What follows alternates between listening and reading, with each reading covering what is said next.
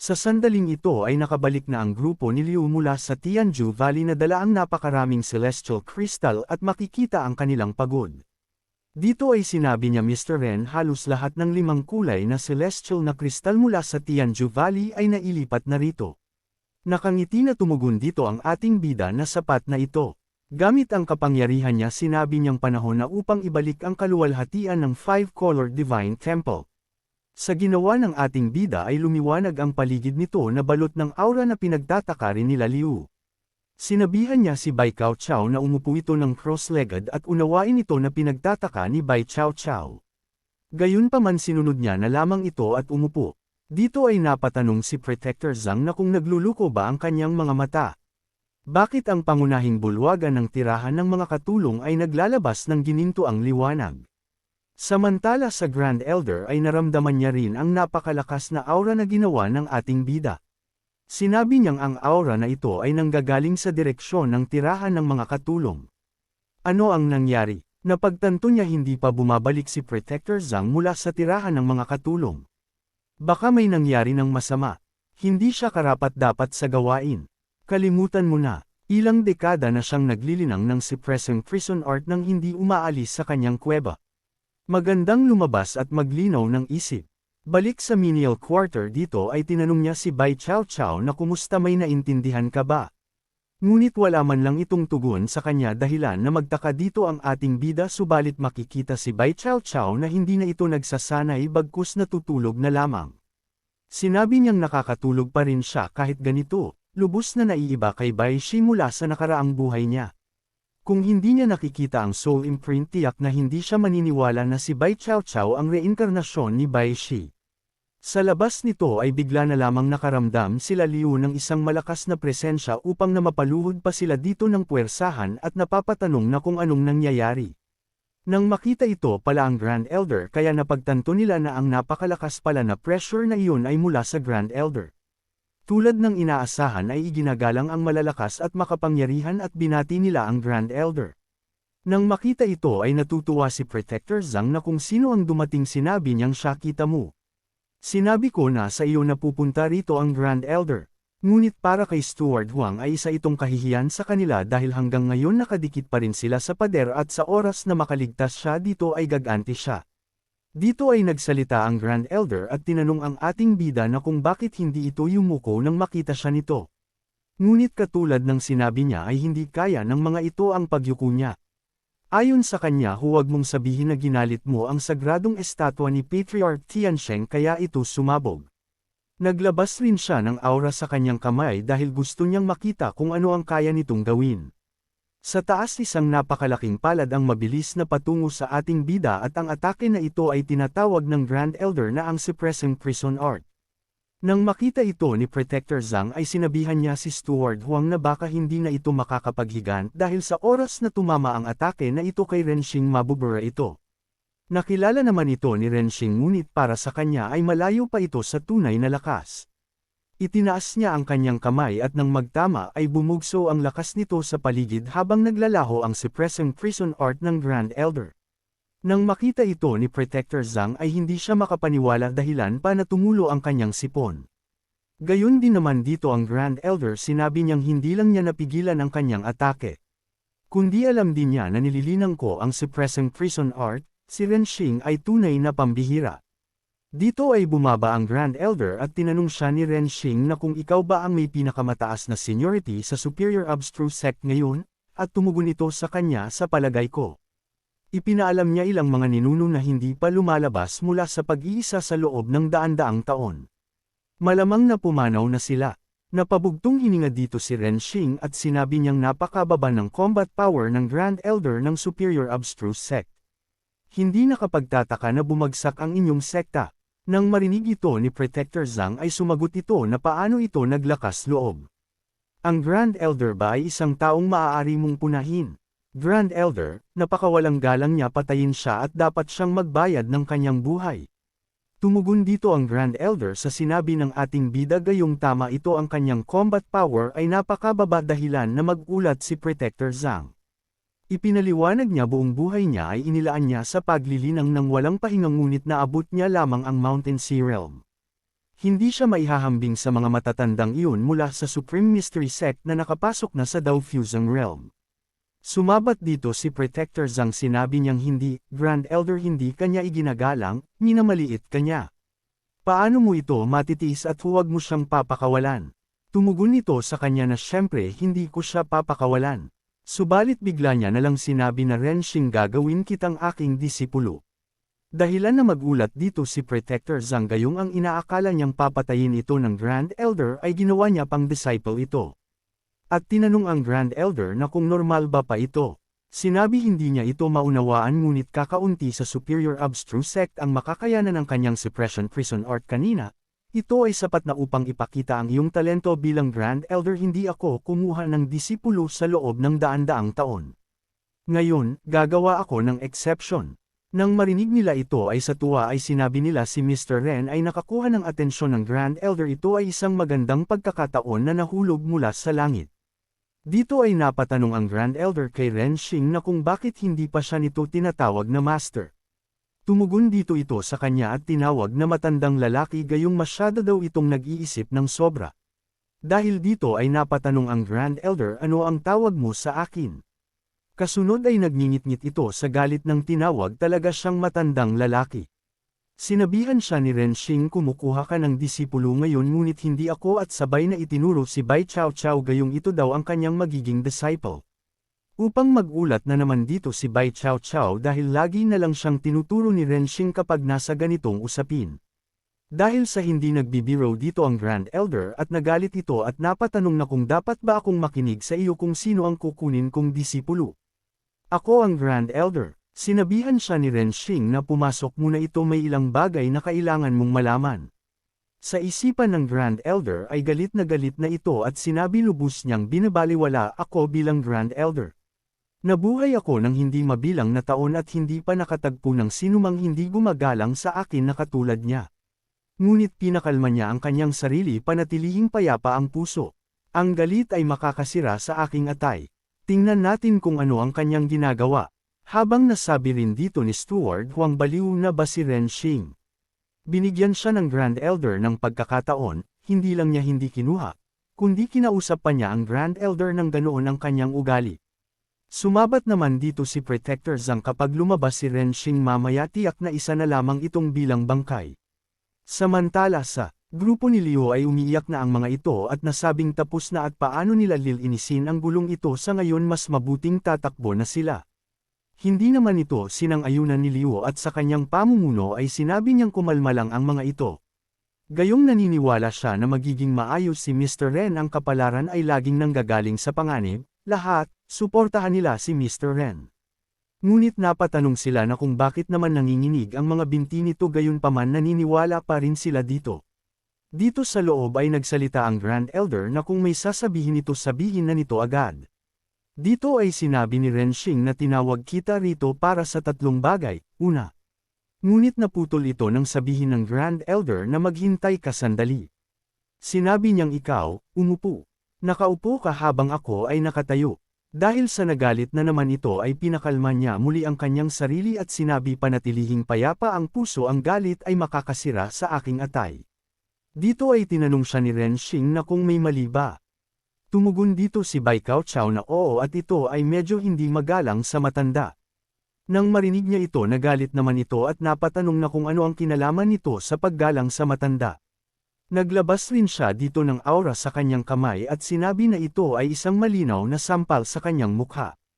Ano ang tingin mo sa akin? Dahil sa hindi niya na mapipigilan ng pangbabastos na ito ay umatake ito gamit muli ang kanyang suppressing prison art. Ngunit tulad ng dati ay isang daliri ang ginawa ni Renshing upang napawalang bisa ito. Upang na magulat muli siya nito, kaya tinanong niya si Renshing na ikaw ba talaga ay isang bagong disipulo? Dagdag niya pa, dahil kung gayon aatake na siya ng buong lakas. Dito hindi ay ito pinalampas ni Renshing at isang aura chain ang lumabas sa kanyang daliri. At mabilis itong umatake na kung saan ang Grand Elder. Napatanong rin siya na kung anong klaseng aura ito, ngunit ang kanyang pang-ipinagtataka ay ang kanyang katawan ay hindi makagalaw kahit isang pulgada. Subalit nagulat na lamang ito at nasabing hindi, ang limang kulay na liwanag na ito ay lubos na sagrado. Ito ay lubhang katulad sa nakasulat sa mga sinaunang teksto. Maaari ba talagang ito ay? At sinagot na kaagad siya ni Renshing na tama ka. Ang lugar na ito ay ang Five-Color Divine Temple ng Superior Abstruse Sect. Ayon sa Grand Elder, ang Five-Color Divine Temple ay kumalat at naglaho na libu-libong taon na ang nakalipas. Ang sinasabi mo ay masyadong labis. Itinaas ni Renshing ang kanyang kamay at tinanong ang Grand Elder na kung hindi pa rin ba ito naniniwala sa kanya. Pagkatapos ay lumabas dito ang imahe ni Ancestor Baishi dahilan na mapang-angga siya nito at napasigaw na ito si Ancestor Baishi. Nagliliwanag ang imahe ni Ancestor Bai sa buong silid dito ay kaagad nagbigay galang ang Grand Elder at kanyang sinabi sinusunog ang sariling dugo upang pigilan ang madilim na kaguluhan, siya nga si Saint Ancestor Baishi. Dagdag niya pa ang sagradong katawan ni Saint Ancestor Baishi ay lumilitaw lamang sa loob ng Five-Color Divine Temple. Paano mo nalaman na ito ang Five-Color Divine Temple? Tumugon ito sa kanya dahil ako ang nagtayo ng Five-Color Divine Temple. Sa isip ni Renshing ang Five-Color Divine Temple ay isang lugar ng pagsamba at pamana. Dito nagpapahinga ang mga bayaning namatay para sa lahi ng tao, kaya't si Baishi ay maaaring lumitaw dito. Hindi naman kaagad dito nakapagsalita ang Grand Elder at hindi niya alam na kung maniniwala ba siya. Dito ay sinabi niya masyadong malayo ang sinabi mo. Hindi ako makapaniwala doon. Lahat ay may mga sekreto. Kung ayaw mong sabihin, hindi kita pipilitin. Hindi na siya pinilit ni Renshing gayong sinabi niya na lang ang pangalawang bagay, dapat mong gawin si Bai Baoqiao bilang iyong disipulo. Sa isipan niya ang Superior Abstruse Sect ay simula lamang para sa kanya at aalis din siya dito. Malayo pa ang lalakbayin ni Bai Baoqiao upang maging si Baishi. Bago ako umalis, kailangan kong makahanap ng isang taong makakaprotekta sa kanya habang siya ay lumalaki. Bilang pinakamatandang miyembro ng Superior Abstruse Sect, siya ay lubos na angkop. Tumugon ito sa kanya na imposible. Ang babaeng ito ay walang kakayahan at dapat na siyang sumuko sa paglilinang. Nagsalita naman dito si Bai Baoqiao at kanyang sinabi sa imahe ni Ancestor Baishi napakaganda niya. Naiyak rin siya gayong nararamdaman niya ang isang hindi maipaliwanag na koneksyon mula kay Ancestor Baishi. Dahil dito ay sinigawan siya ni Grand Elder na huwag itong maging bastos dahil ito ang kanilang Saint Ancestor. Dito ay dumampi rin ang kamay ni Ancestor Baishi sa mukha ni Bai Baoqiao habang pinupunasan nito ang kanyang luha dahilan na mapapikit na lamang ito. Nang makita ito ng Grand Elder ay napasabi siya Nagpakita na si Saint Ancestor Baishi at tila kakaiba ang pakikitungo niya sa babaeng ito. At tinanong siya ni Renshing na kung ano ang tingin niya kay Bai Baoqiao. Mahinahon naman niya itong sinagot dahil siya ay pinabura ng Saint Ancestor, natural lang na gawin ko siyang disipulo. Kasabay nito ang paglaho ng imahe ni Ancestor Baishi sa harapan ni Bai Baoqiao at tinanong siya ni Renshing na kumusta ang pakiramdam nito. Tumugon nito sa kanya pakiramdam ko na apektuhan niya ako. Ang eksenang iyon ay lubhang nakakasakit ng damdamin at trahedyang maganda na gusto kong umiyak. Sa isipan ni Renshing ang Five-Color Divine Temple ay nagpreserbo ng isang hibla ng banal na kaluluwa ni Baishi mula sa nakaraang buhay niya. Matapos itong pagpalain si Bai Baoqiao, nagising ang ilan sa mga intensyon ng kanyang nakaraang buhay. Unti-unti siyang magbabago upang maging si Baishi. Ngunit bigla na lamang dito na sumigaw si Bai Baoqiao at masaya niyang sinabi na siya ay isang masayahing babae. Gusto niyang maging masaya, gusto niyang maging masigla, gusto niyang tumawa ng buong puso, gusto niyang maging lubos na masaya. At napabugtong hininga na lamang siya dito at nasabi sa kanyang sarili anong uri ng buhay ang naranasan ni Bai Baoqiao noon. Napakatatag ng kanyang kalooban na hindi man lang siya naapektuhan ng banal na kaluluwa ni Baishi. Dito ay napatanong ang Grand Elder sa kanya na kung paano nito pinakilos ang Five-Colored. Tumugon nito, sinabi ko na sa iyo, dahil ako ang nagtayo nito. Dahilan na magalit ang Grand Elder gayong kahit kailan hindi pa raw sila nakapag-usap ng maayos. Sa buong libong taon ng kanyang buhay, hindi pa siya nagalit ng ganito sa isang araw. Nakakagalit ito, ngayon, para sa ikatlong bagay. Ngunit hindi na ito pinatapos ng Grand Elder dahil ayaw niya na raw itong marinig. Sinabi ni Renshing maaari kitang turuan ng advanced na bersyon ng Suppressing Prison Art upang matulungan kang makalusot sa iyong mga hadlang. Pagkatapos ng lahat, napakahina mo ngayon. Hindi ka karapat-dapat sa titulo ng Grand Elder, ni hindi ka karapat-dapat maging master ni Bai Chao Chao. Tumugon ito kung sasabihin mong hindi ako karapat-dapat, na mahina ako, matitiis ko iyon. Ngunit sasabihin mong tuturuan mo ako ng advanced na bersyon ng Suppressing Prison Art. Sinusubukan mo ba akong patayin sa tawa? Paano ka naglakas loob na magsabi ng ganoong bagay? Ano sa tingin mo ang Suppressing Prison Art? Iyan ang pinakamataas na antas ng cultivation method ng Superior Abstruse Sect. Halos nasa antas na ng isang quasi-emperor art. Dahil sa ayaw talaga maniwala sa kanya ng Grand Elder ay lumabas dito ang napakalakas na aura mula kay Renshing. Ngunit sinabihan niya lang si Renshing na huwag itong magkunwari.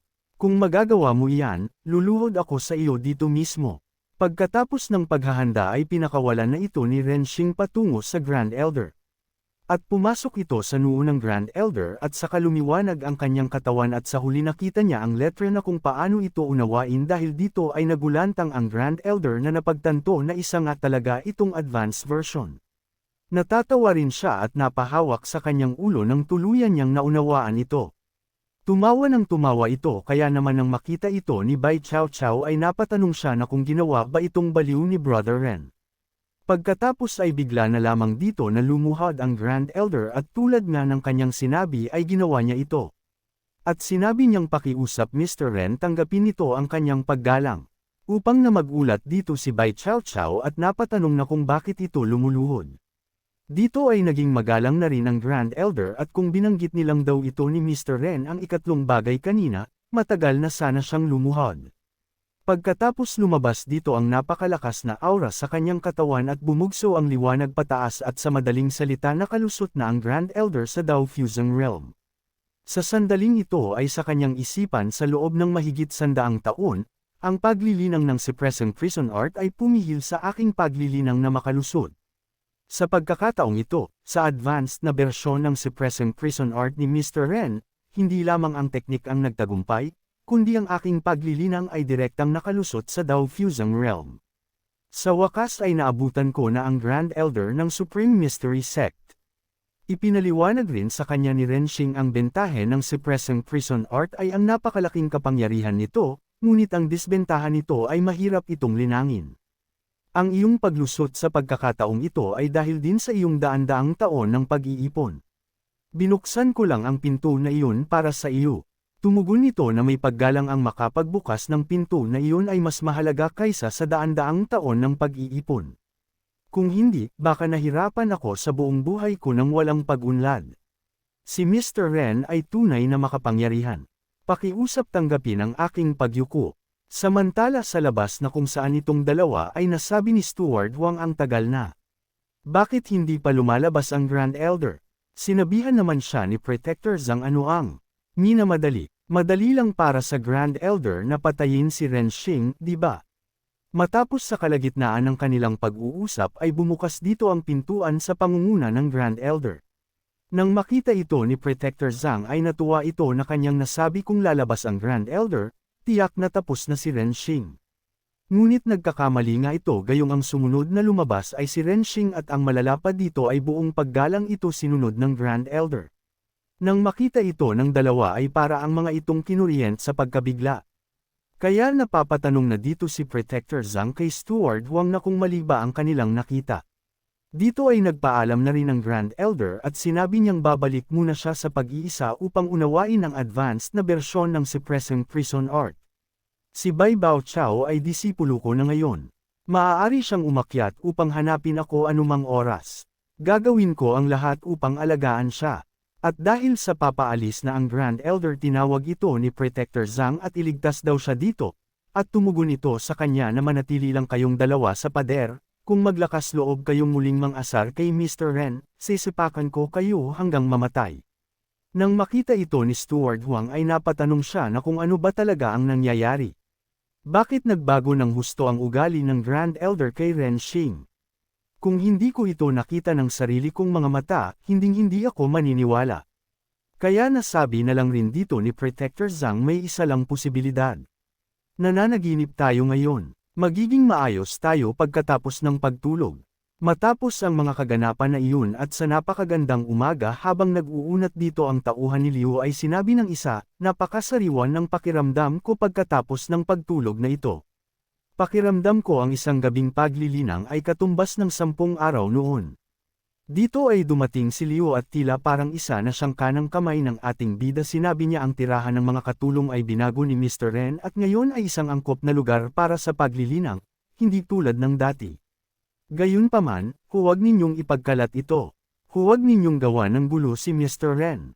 Mula ngayon, anuman ang gusto niyang gawin, kailangan nating suportahan ng walang pag-atubili ang ating dakilang tagapagbigay puri, si Mr. Ren, na iintindihan. Tumugon ang mga ito na iintindihan. Liu, makakaasa ka. Matapos ang lahat ng nangyari, si Mr. Ren ay isang Diyos sa ating mga puso. Samantala sa loob nito ay nagkukultivate dito si Renshing at pagkatapos ay lumabas dito ang napakalakas na aura mula sa kanyang katawan. Sa kanyang isipan sa pagkakataong ito, sa tulong ng 5-colored Divine Temple nakalusot siya sa Kunlun Acupoint sa kanyang mga paa. Kung makakalusot pa siya sa 2 Starry Acupoints, halos magagamit niya na ang ilang banal na kakayahan na may kaugnayan sa kanyang mga paa. Matapos sa pagsasanay ay lumabas na siya habang makikita doon si Zir na nagmamadaling tumatakbo na papunta sa kanya. Sigaw niya kay Renshing kailangan niya itong kausapin tungkol sa isang bagay. Ngunit sa kanyang pagpasok ay napansin niya kaagad ang paligid at nasabing napakasiksik ng spiritual energy sa courtyard na ito. Mahigit 10 beses itong mas mayaman kaysa sa labas. Ito ba talaga ang tirahan ng mga katulong? Ngunit nagtataka rin siya na kung bakit may 2 tao sa pader. Naglilinang ba sila? Ipagpatuloy ninyo. Tumugon dito si Protector Zhang na umiiyak na hindi sila naglilinang. Sa kanyang paglapit ay tinanong siya ni Renshing na ito, tumugon ito sa kanya Mr. Narinig mo ba ang mga kamakailang chismis tungkol sa pagmulto sa sekta? Sumabat dito si Liu narinig ko na iyon. Ang mga disipulo mula sa inner at outer sects ay nagkakalat ng ilang nakakatakot na kwento. Sinasabing may isang mabangis na multo na nagmumulto sa Shenki Pavilion. Partikular na sumisipsip ng asensya ng mga batang disipulo. Ilang disipulo na ang nawawala ng walang bakas. Matagal nang iniimbestigahan ng sekta ngunit walang leads. Nag-aalok sila ngayon ng gantimpala upang malutas ang bagay na ito. Natuwa dito si Zir dahil ang kakayahan ni Mr. Ren sa pagpapaalis ng masasamang espiritu ay pambihira.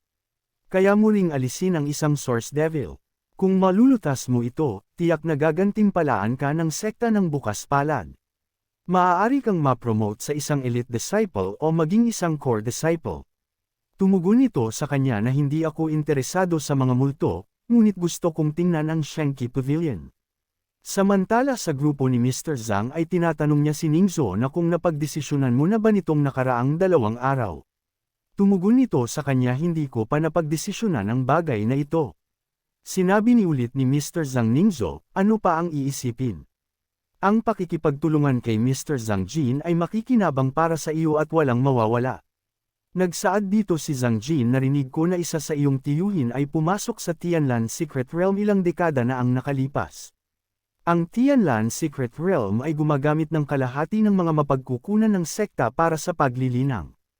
Kapag lumabas ang isang henyo mula doon, tiyak na magkakaroon sila ng mahalagang posisyon sa Superior Abstruse Sect. Ningzo, bagaman ang pamilya Nangang at ang pamilya Zhang ay nakikipagkompetensya sa mundo ng mga mortal, hanggat magkaisa ang ating 2 pamilya sa Superior Abstruse Sect, tayo ang masusunod sa sekta. Tumugon ito sa kanya na kung maaari ba talaga tayong masusunod. Sa kanyang isipan Renshing. Kakaiba, bakit ko iniisip si Renshing? Gaano man siya kagaling, nakikisama lang siya sa mga mabababang antas. Hindi niya kayang umabot sa matataas na antas. Nagsaad rin dito si Ningzo kay Zhang Jin narinig niya ba ang kamakailang pagmulto sa Shenki Pavilion. Bakit hindi natin tingnan? Narinig ko na sinumang makalutas nito sa pagkakataong ito ay makakatanggap ng malaking gantimpala mula sa sekta. Tumugon ito sa kanya tiyak na pupunta tayo, ngunit hindi lang ako. Sinabi niya sa pagkakataong ito, pupunta rin ang aking kapatid na si Zhang Zuan upang lutisin ang bagay na ito at ipanalo ako ng posisyon ng core disciple. Sumabat dito si Zhu makaluwag na si Mr. Zhang Zuan mula sa pag-iisa. Siya ay isang kilalang tao. Gusto kong masaksihan ang kanyang husay. Dagdag pa ni Zhang sa kanyang presensya, tiyak na malulutas ang bagay na ito at Zhang Jin, matutupad din ang iyong hiling. Sa isipan ni Ningzhou si Zhang Zuan ang pinakamatagumpay na disipulo ng mas batang henerasyon ng pamilya Zhang. Nagtataglay siya ng King Body at Innate Eye. Narinig ko na ang kanyang pangalan bago pa ako pumasok sa Superior Abstruse Sect. Sa kabilang banda naman ay dinala ni Zir si Renxing sa Shenki Pavilion na kung saan itong nasabing multo na ng sisipsip ng enerhiya ng tao.